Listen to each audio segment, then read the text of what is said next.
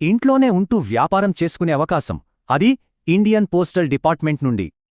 ఈ అవకాశంతో నెలకు 25,000 దాకా సంపాదించొచ్చని అంటున్నారు. సరే, దీని గురించి ఇంకా చూద్దాం. ఇది దాదాపు అందరికోసం రూపొందించిన పథకంలా ఉందే. దీనికి పెద్దగా అర్హతలు కూడా అక్కర్లేదు. వయస్సుతో, అనుభవంతో అస్సల పట్టింపులేదు.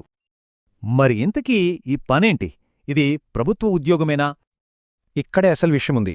ఇది ఉద్యోగం కాదు, ఫ్రాంచైజ్ పథకం అన్నమాట.